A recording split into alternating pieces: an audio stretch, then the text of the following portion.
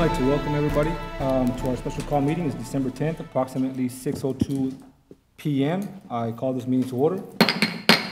Espio Ochoa present. Alex Cantu present. Claudia Ochoa present. Oscar Salinas here. Nereida Cantu present. Mary Hernandez present. Armin Garza present. I do declare a quorum. If everybody could please stand for the Pledge of Allegiance.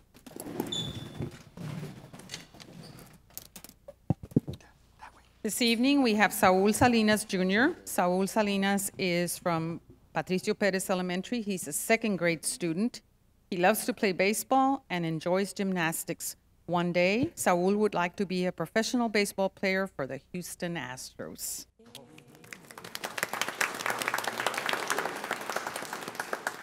His parents are Marlene and Saul Salinas, and he is accompanied tonight by his sister, Sofia Salinas.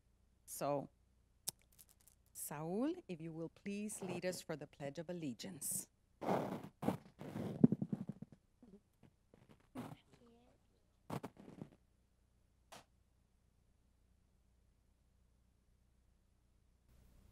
I pledge allegiance to the flag of the United States of America and to the republic for which it stands, one nation, under God, indivisible, with liberty and justice for all.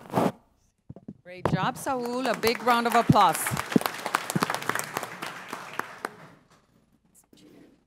Thank you, Sophia, for accompanying your brother, okay? You did a great job, Saul. Another round of applause for Saul.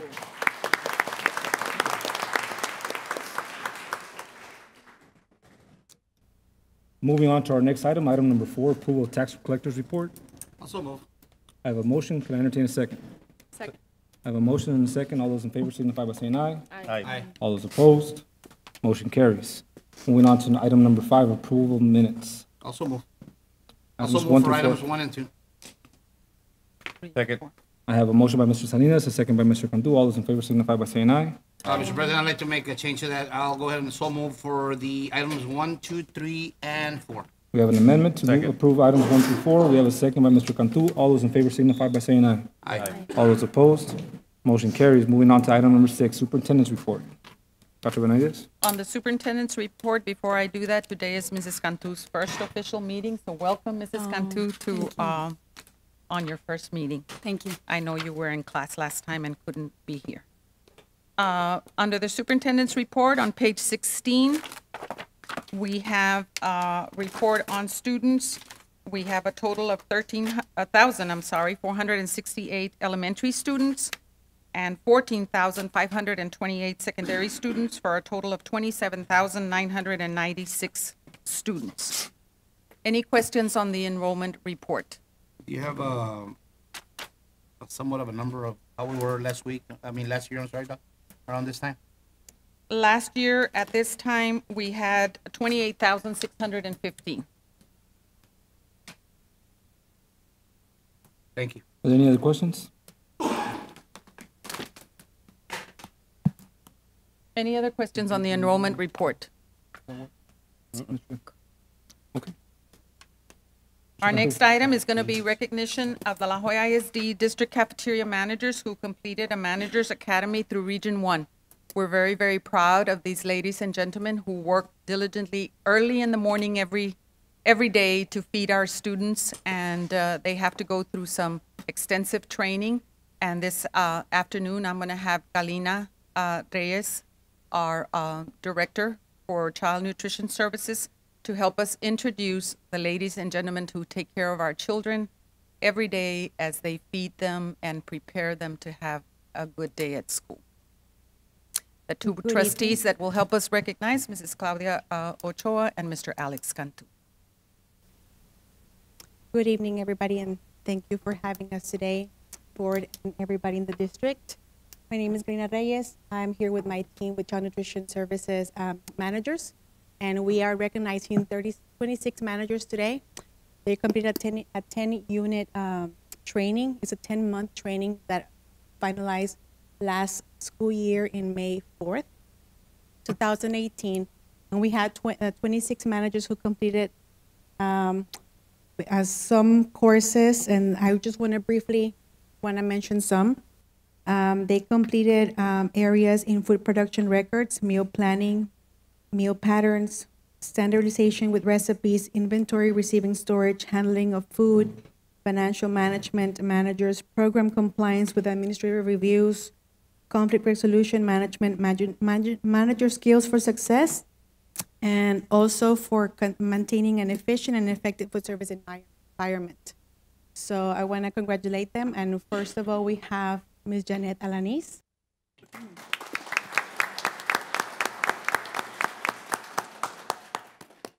Socorro Arevalo. Alma Campos. Alma Chapa. Anthony Chavez. Norma Flores. Zoila Flores.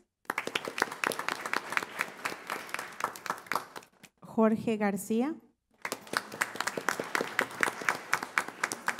Alicia Garza. Olga González. Luz Ortiz. Estela Pérez. Araceli Reyes. Petra Reina. Marlene Salinas. Olga Salinas.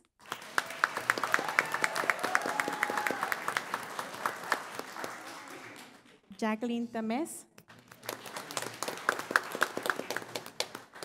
Nora Tamés. Idalia Torres. Laura Torres. And Mary Zambrano. I want to share that this was directed by Texas Department of Agriculture and USDA, and it was sponsored by Region 1. So I want to thank our supporters for allowing us to conduct this important training, and congratulations to our 26 managers. And by the end of this year, we should have a complete 36 campus manager graduation. Thank you.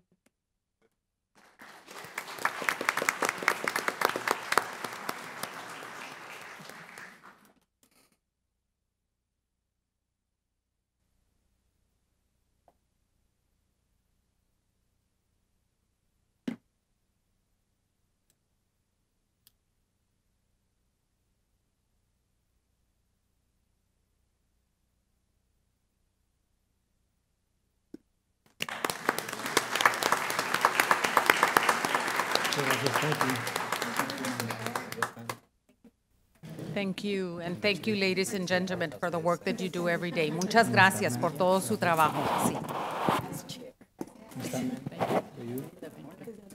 Just real quickly, on behalf of the board, we'd just like to extend our gratitude to all of CNS and the employees that completed this training. We're very grateful to have you, and we thank you for the extensive work that you do for our school district. Thank you. Next on the superintendent's report is on a cradle to career educational pathway. Several school districts, La Joya ISD is one of them. I belong to the RGV Focus, and RGV Focus is made of a group of superintendents and business people, and these are the things that we look at and to see what kind of growth we have. For example, we look at pre-K enrollment in 2016, 2017, and you'll find that on page 23.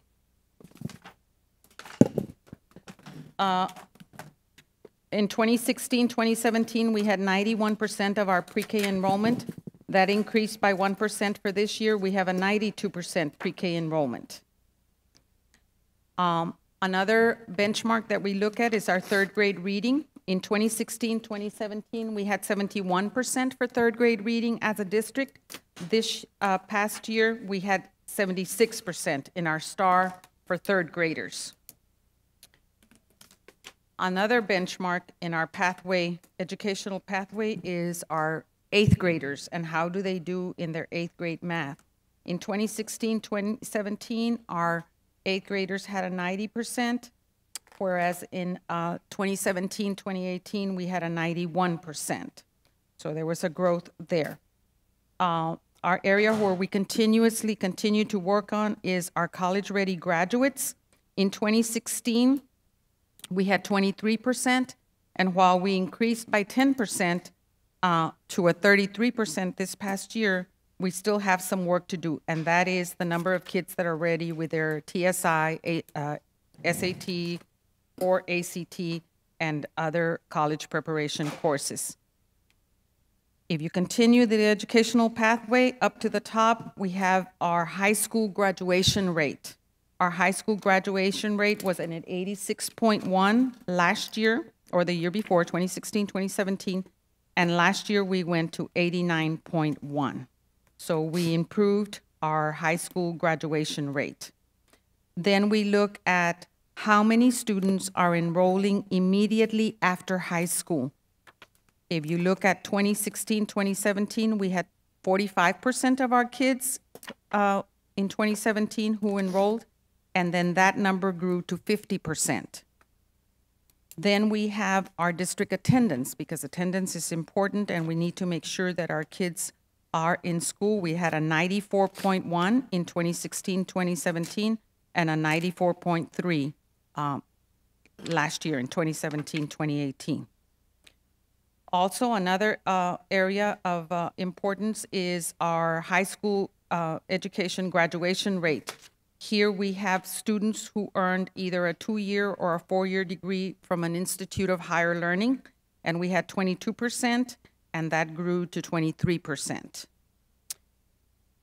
We are also graded by the number of certificates that that our students earn, and in 2016, 2017, we had 1,419 certificates, and this past year, we had 1,622 certificates that were earned by our students.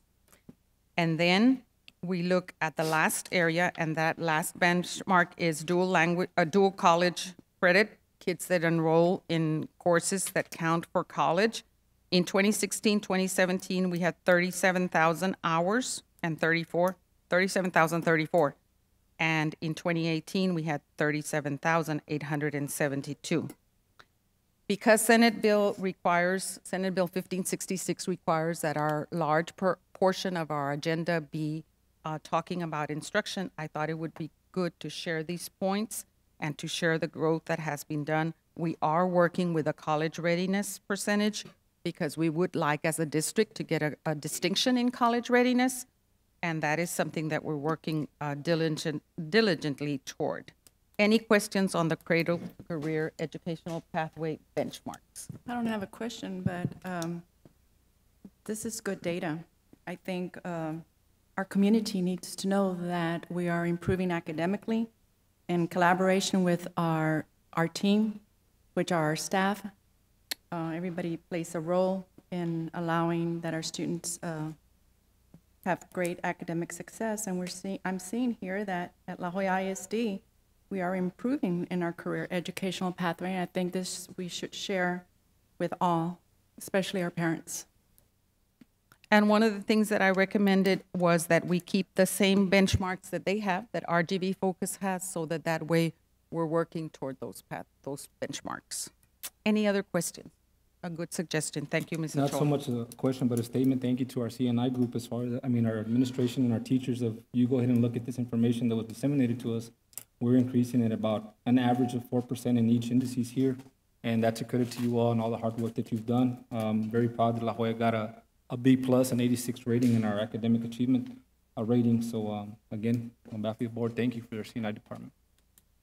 Thank you, Mr. Garza. In addition to that, under the superintendent's report, we talked briefly when we did the Senate Bill 1566, we talked about the industry-based certifications that were offered at La Jolla ISD, and I promised that I would give you that list. The state has, if you look on page 25, the state has a list of 73 certificates that they offer or that they approve. The ones that are highlighted in yellow are the ones that La Jolla ISD offers right now. And the ones that are in brown are certifications that we are working on to offer.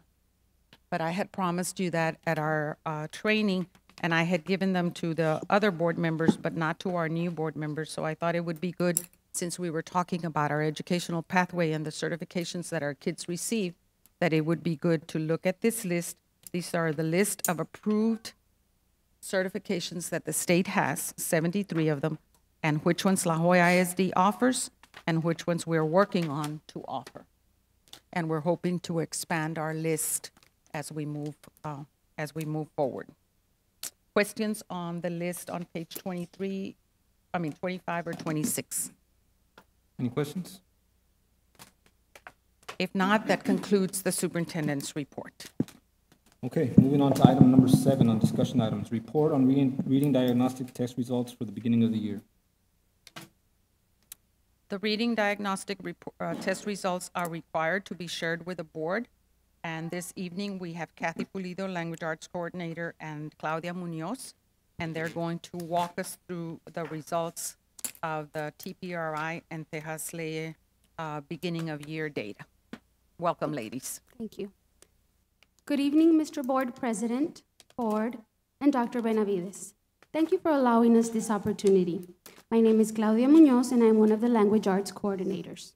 The purpose of our presentation today is to comply with Section 28006 of the Texas Education Code, which requires that students in grades kinder, first, and second grade be administered a reading diagnostic assessment.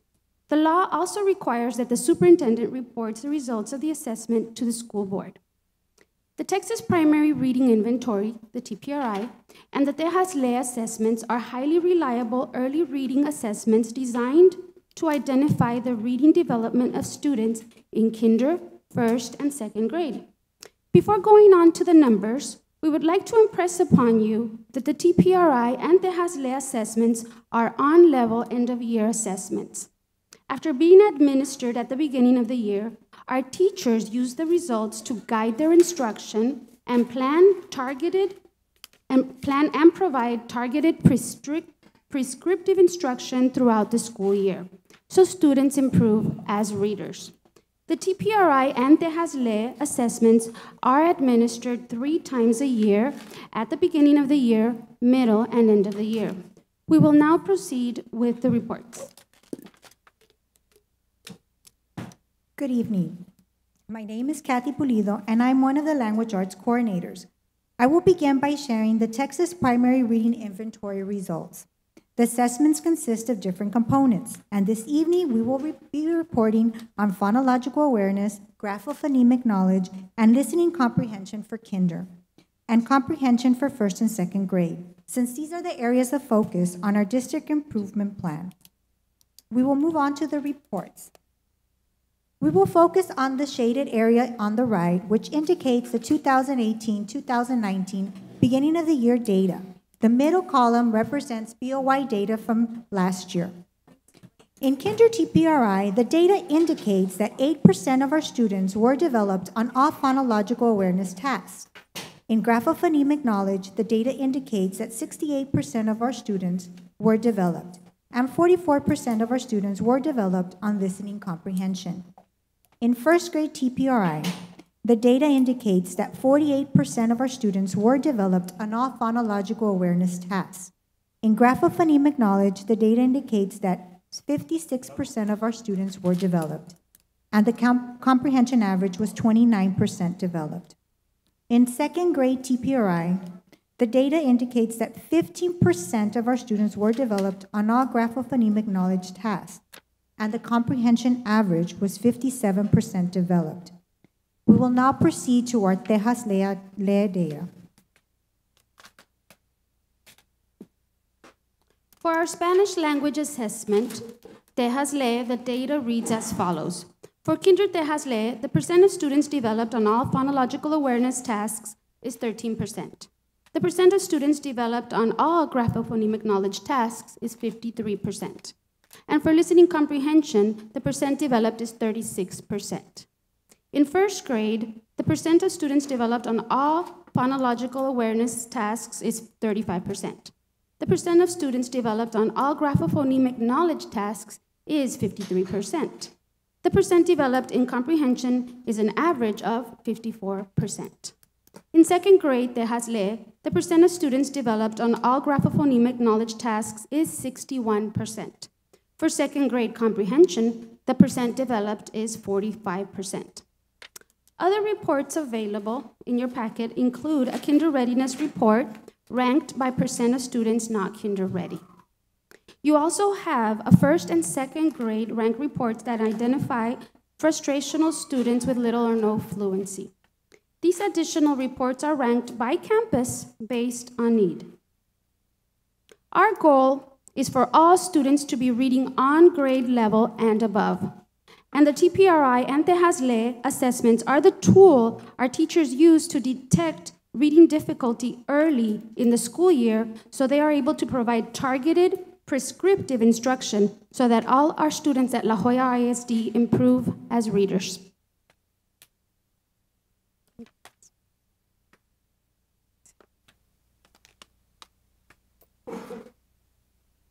Questions on any of the results that were presented or any of the pages that are included?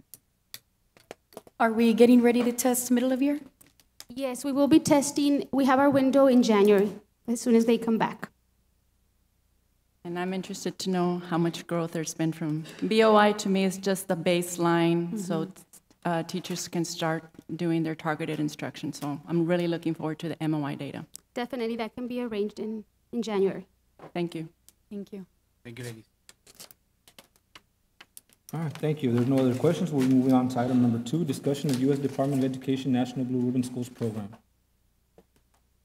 At the national recognition, it was suggested that the National Blue Ribbon principals that were recognized make a presentation to a school board to inform them on the procedure and what got them there. We're very, very proud of Jimmy Carter Early College High School, their principal, Ms. Claudia Gomez Perez, and the entire staff at Jimmy Carter Early College High School.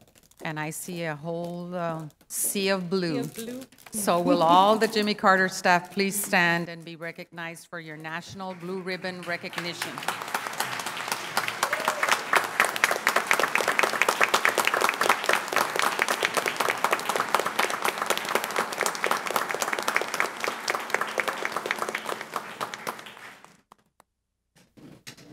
Thank you. And good evening, Mr. Board President, Mr. Garza, members of the board, Dr. Benavides, and Central Office Administration, and also members of the community. And so thank you to my staff for coming in and supporting me, because I said, this time you're supporting me, and so thank you so much for being here.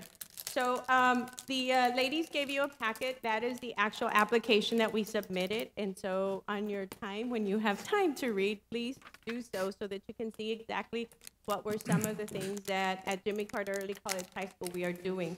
So I want to go through the different parts of the application. When you get the criteria for being nominated as a Blue Ribbon school, there are two different ways, either by becoming an exemplary high-performing school or a school that is closing the achievement gap. We got nominated as a high-performing school, and so I'm going to go through those different parts for what that means to us. There are 6 parts to the application and the things that we had to do as a campus. Part 1 talks about the eligibility criteria, and so because of the high-performing school, one of the requirements were that we were top 15% of our most recently administered state assessments in reading and mathematics. According to the Texas School Guide, based on state assessments for the year 2017-2018, we were number 34 out of 1,404 schools, and so that actually puts us in the top 2% of the state. So not just 15%, but we were top 2 in the state, so.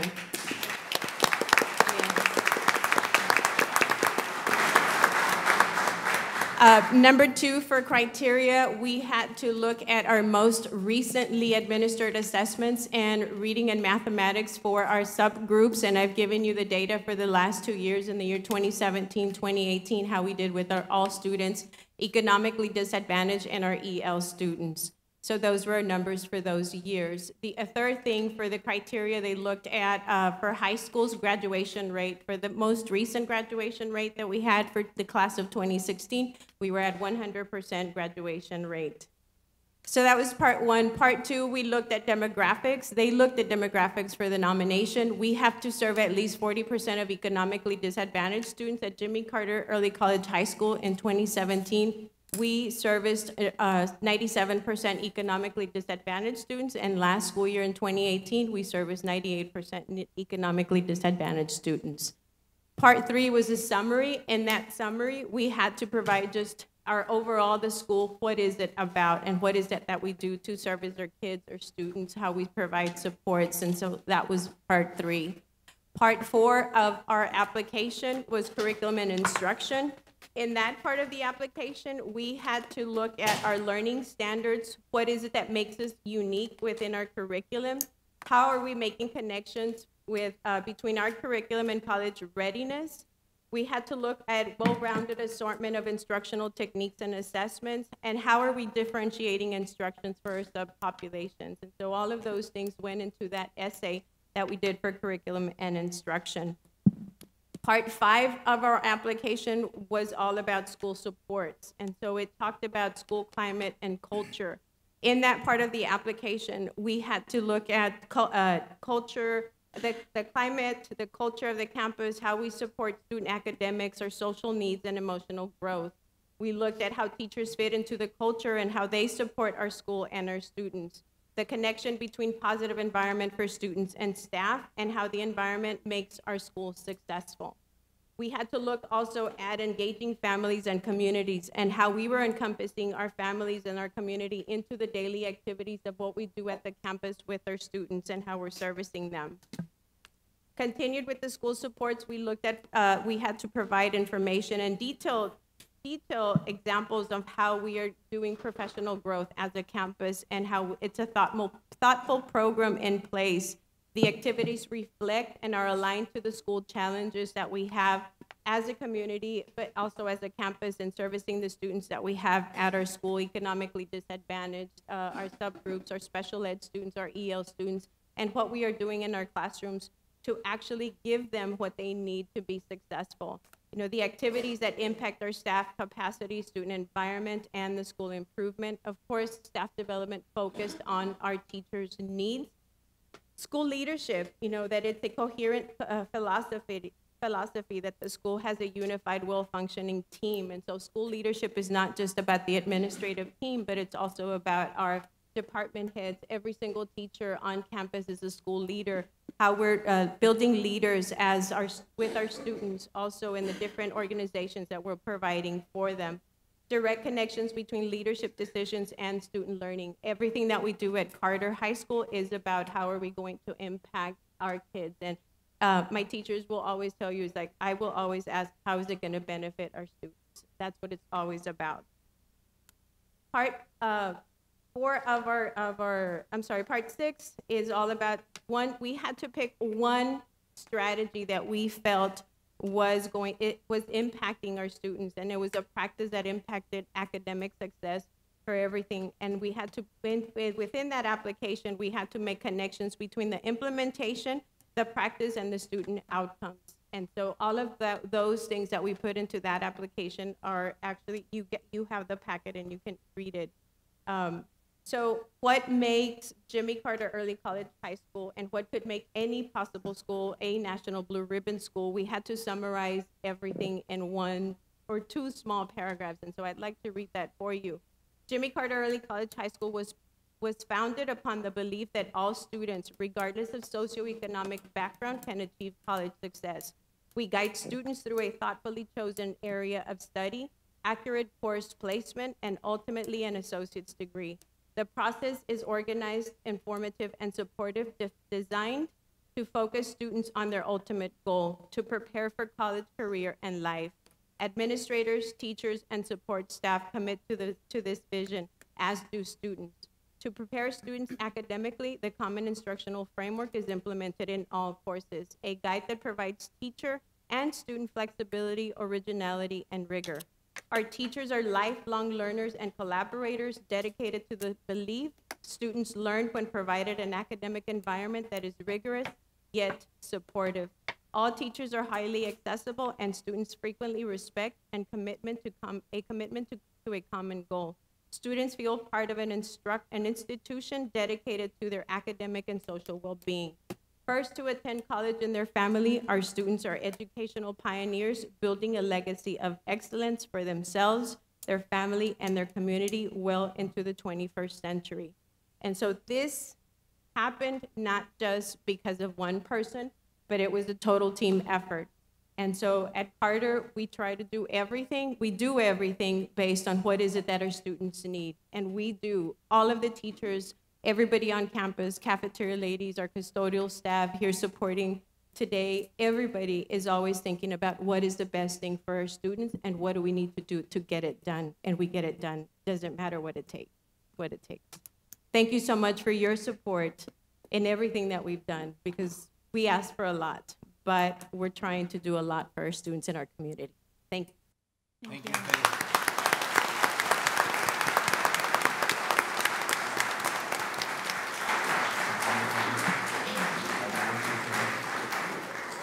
Ms. Perez, I would like to congratulate you, Ms. Perez, for you and your staff. I know she's all excited.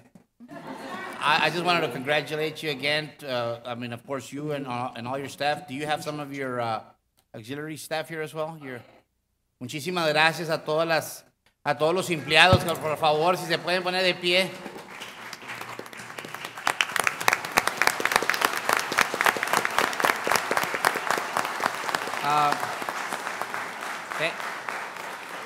Thank you to all the staff, and I guess you really deserve it. Hopefully you all can go and have and celebrate with dinner or something, pero le quería dar también gracias a las personas que hacen esto posible por la limpieza, simplemente que los hacen la comida, a todos, a transportación, todos, porque hay muchas personas que toman parte en esto. It's a group of people that make this happen, so from the people that clean and cook and drive to the ones that teach inside the classroom, the support staffs in the office. Thank you so much. Mil gracias a todos por esto y felicidades de nuevo. Gracias. Moving on to item number 3, presentation report of Shipping Government Affairs. Good evening, Mr. President, Board of Trustees, Dr. Benavides, Augustine Garcia, and my associate, Oberlin Salinas with Shepherd Government Affairs. Here to discuss a couple of things with you today. As you know, Shepherd Government Affairs is the lobbying firm, government affairs firm for the school district. Before I commence with that, I just want to say congratulations to Ms. Ochoa, Ms. Cantu, and Ms. Hernandez for your win. We haven't had a chance to congratulate you, so congratulations. Thank you. We've been working with this board for the last, I believe, since April of 2018. Initially, when we came on, we were to discuss the potential to find ways to find additional funding, as well as lobbying efforts at the state capitol. We were interested in helping the La Jolla School District find additional funds, as well as look at anything that might be coming down the pipeline that would affect the school district negatively. In the last few months, we did a couple of presentations to the board, and our last charge was to find funding for additional grants that the school district could possibly apply for.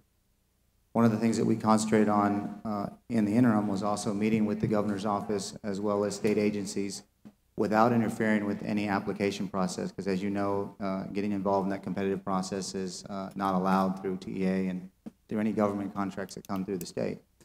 So through our contacts and meeting with different leaders at the state level and in government, we obviously compelled to them what the needs were of the district, what the needs were of the area, and why it was so important for us to have additional funds. We did identify funding and grants that were being granted to the surrounding areas, and we felt that La Jolla needed to have a stronger push towards getting some of those funds. And in speaking earlier regarding industry-based certificates that Dr. Benavides talked about, we had identified one particular grant, which was automotive equipment grant, which is anywhere from $40,000 to $300,000. Prior to the application, obviously we had made contact with several leaders in Austin about the needs of this community, about the needs of La Jolla School District, and the assets that were available here, and why we felt, after speaking with your staff, we spoke obviously with your grants coordinator, Ms. Leal. We visited with also Mr. Chavez and Mr. Flores, and we felt that automotive equipment, based on the current programs you have in place, was probably the highest impactful and give us the most competitive chance of being able to achieve a grant of that size. So that was really what we focused on. With that being said, we felt that we were highly competitive, and if we were able to get into the final stages of the grants, obviously it comes down to the income levels, the economic impact, as well as the unemployment levels here in the area. So we felt like we would be extremely competitive if we get to that point. So that's been submitted by your grants department. We anticipate getting an answer in February, but in the interim, as you know, session's about to get started on January 8th, and one of the things that Shepherd will be doing is we'll be in Austin, and right now in this month, as you know, January 8th is when session starts. Right now, a lot of state representatives as well as senators are filing bills. Governor Abbott has promised to make school funding and educational finance his #1 priority for the state. One of the things that we'll be doing is monitoring and tracking some of those bills that are going to get filed. As you know, there's a new legislative session. There's been a lot of changes, especially in the House. Usually the Senate pretty much stays, it stays very, very stable. But we had a number of new legislators in the House. We have a new speaker. And so right now, a lot of the chairmanships, as well as the vice chairs, which is really what the committees are made up of, once those get selected, then we'll know who's basically running every single committee, and then we'll also see some of those bills. And so a lot of things are happening in the month of December, and in January there's going to be a lot of bills being proposed. Many of these bills will impact school districts throughout the state. We anticipate that there'll be a number of proposals based on the school finance committee that was implemented by Abbott earlier this year. We have been following the finance committee meetings to see what type of proposals are being implemented. As you know, recapture is a big issue for larger, more metropolitan areas within the state, specifically Austin and Houston. Houston ISD for the first time was subject to recapture, and they've made a lot of noise about that. And so there's a lot of talk and a lot of angst and anxiety amongst different school districts that are wealthier districts across the state. And they're getting their representatives to lobby for them and changing either the funding models or the sources of revenue that are going to be generated for the state school foundation or funding foundation program that the state has currently. I believe our goal will be to identify any potential changes to that funding model if there is one. Some of the things that have come up are finding a way to find sources from either the rainy day fund, through oil and gas taxes, it's through tolls. There's a lot of different funding sources, proposals that have come out of the school finance committee. These are just proposals, even through sales tax. The problem with some of those sources of revenue that the school might change to, if it does, we're not saying they will, is that they're volatile. And so we believe there should be a very stable source of funding for school districts so that there won't be any negative impact to any school district, especially the less affluent areas throughout the state. So these are one of the things that we're going to be looking at. Just so you know, there have been recommendations to freeze recapture so that school districts that are getting hit with recapture, that some of these, there'll be caps on those. Abbott's tax plan is also recommending that they stop or put a freeze on the amount of local taxes that you can collect. So we find that a little troubling because we feel as if they stop you from being able to raise taxes, but they also freeze recapture, and they find volatile sources of funding for the school district that might have a negative impact on whether it be transportation funding, school funding, could be pre-K, education funding. There's just a number of things that right now are in flux, and we don't know what's going to happen in Austin. So our job is to obviously have you come up when you can, but to be your eyes and ears and sit in those committees and then update you, whether it be in person or whether it be through a summary of what each individual may be and what committee it might be going through. Some of the things that we feel are going to be very important is what Speaker Bonin, who is the presumptive House Speaker, he is against things like school vouchers for private schools, whereas Lieutenant Governor is for them. So we're going to be monitoring that because we think that'll have a huge impact on school funding for public schools. As far as the competitiveness and what private schools, what impact they have. Some of the legislative agenda items that we think are important to the school district is if they do update funding, is make sure that the weights are established so that areas of low socio-demographics, low socioeconomic demographics will have additional funding, and those weights will be significant, or at least they'll be fair and equitable for other school districts across the state, especially in this area, and for the La Jolla school funding system. The increase and proper weighting for transportation needs, being that La Jolla has a significantly large area that it services, making sure that there's proper transportation funding and those are weighted properly, especially given the demographics and just the sheer size of the number of students that you service. We want to also look at identifying other sources of revenue. Obviously, what source of revenue they're going to be using and making sure that they're stable. So those are just some of the agenda. I have a list that I'd like to present. There's also, just looking at some of my notes, school security. Any mandated security initiatives that schools would have to follow to make sure they're properly funded and that local control remains with the school district. So these are some of the items that we're going to be tracking and monitoring for this board and for the school district.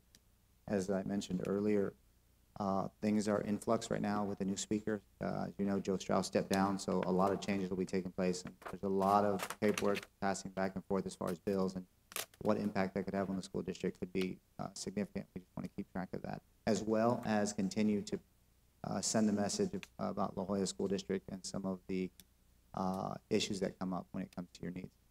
So, Obi, I don't know if you have anything to say. Mr. Garcia, on the grants, Yes, ma'am. the one grant that you've gone after is that automotive grant? Automotive equipment grant. Okay. Yeah. Are there any other grants that you have applied that are different from the ones that we already had? No, ma'am. No, ma'am. We looked at some other grants, but after meeting with your staff, we felt that we wanted to be pragmatic. We didn't want to go after something that maybe we wouldn't have as good a chance. And if we were going to focus our efforts in speaking with some of the leaders, the demographics lend itself very well to this area. You mentioned it earlier about the certifications. In speaking to some of your staff members, they felt that this would be if we're going to ask for a $300,000 grant, something large like that, we should have core competency in that field, and that's one of the reasons why we focused on that for now. I just wanted to make sure that was. Yes, ma'am. Okay. Are there any other questions? Thank you for your time. Thank you. Moving on to item number 4, discussion and update on the Jimmy Early College High School renovation. Jimmy Carter was built in 1977. That was when it was originally built. And then it was renovated in 2002, 2003. At that time, something called post-tension cables, which are the cables that are in the columns of the building. In 2002, 2003, they were not extensively evaluated like they needed to be evaluated. But now that the demolition has occurred, they have found that these cables really need to be looked at, and that's the reason why you're going to see a change order later on page 102.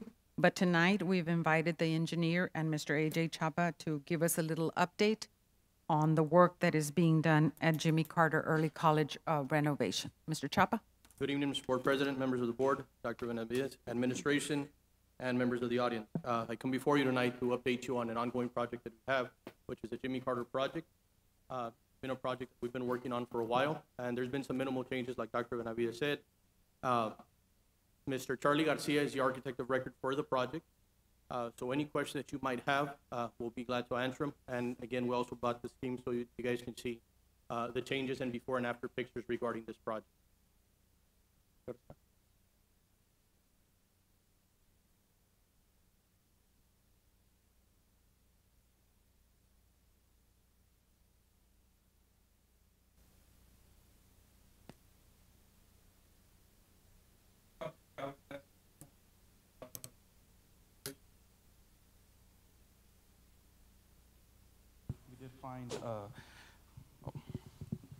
Okay, great. And putting the project together, we had an alternate on the facade where we're going to take care of some of the existing issues with the building. This is the oldest building on the campus that we're finding, and we're finding some foundation issues as well, some facade issues as well. So we're coming back and as an alternate to kind of save cost savings measure to come back with stucco on the building instead of re-bricking the building. And so we have a brick wainscot on the bottom. We're going to reuse some of the brick that we were taking off from the remainder of the building. We're going to get it cleaned up and reuse it as a wainscot. Come back with a stucco facade that kind of matches another stucco piece that was on another part of the building, just to kind of give it the same type of look. And at the intersection of dissimilar materials, we are having some accent colors with some glazed brick at the corners, glazed brick at the windows as well. As part of this renovation, we're taking care of some other issues we're finding with the windows. We have some leaky windows in most of the buildings, so we're coming back and replacing the windows and also having some accents of the brick there as well. So overall, there's some pictures of the existing building, and this is what we're proposing new. And so this is what we have to present to you guys. And we're just talking about one wing, right? Yes, Right. we are talking about the one wing. I've heard it referred to as the Building D in previous conversations, a part of the building. All right, any questions at this time? Thank you, gentlemen. Thank you. Appreciate your time.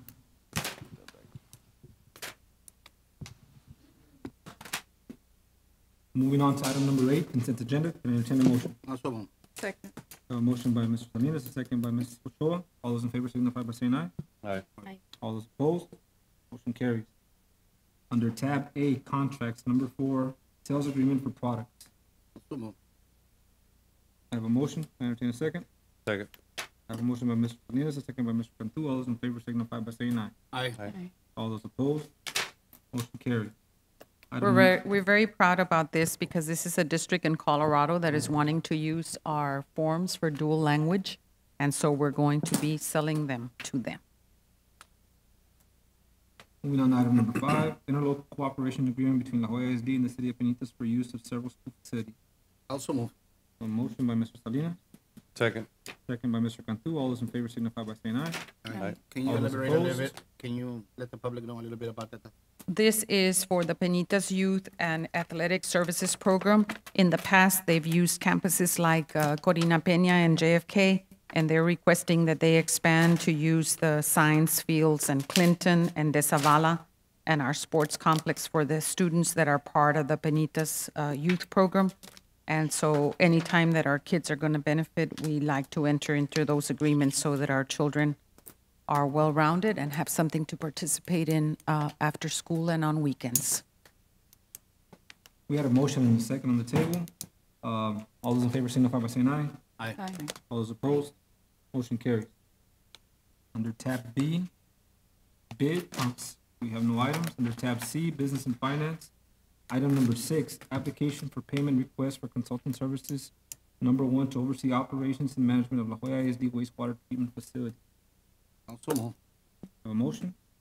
Can I entertain a second?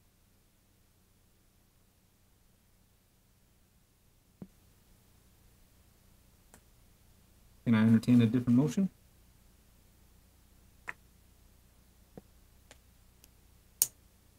I so moved to postpone just because I have some questions. I'll second. We have a motion and a second. All those in favor signify by saying aye. Aye. All those opposed? Motion carries. Are we gonna use the same motion for item number 7? Yes, sir. Okay, I'll go ahead and second that as well. We have a motion and a second. All those in favor signify by saying aye. Aye. All those opposed? Motion carried. Moving on to item number 8, change order number 1 for La Joya ISD Jimmy Carter Early College High School renovation. Also moved. I have a motion. I have a second. Second. I have a second by Ms. Ochoa. All those in favor signify by saying aye. Aye. All those opposed? Motion carries. Item number 9, acceptance of substantial completion for the La Joya ISD LED lighting project, various sites. And I entertain a motion. Also moved. A motion by Mr. Salinas, Second. second by Mr. Cantu. All those in favor signify by saying aye. Aye. All those opposed? Motion carries. Moving on to item number 10, proposal submitted by engineering firm for La Joya ISD, Irene Garcia Middle School for HVAC renovations project. Can I entertain a motion? Also move. I have a motion by Mr. Salinas, a second by Ms. Ochoa. All those in favor signify by saying aye. Aye. All those opposed? Motion carried. Moving on to item number 11, proposed offer from Texas Department of Transportation. Can we get a little information on that, Doc?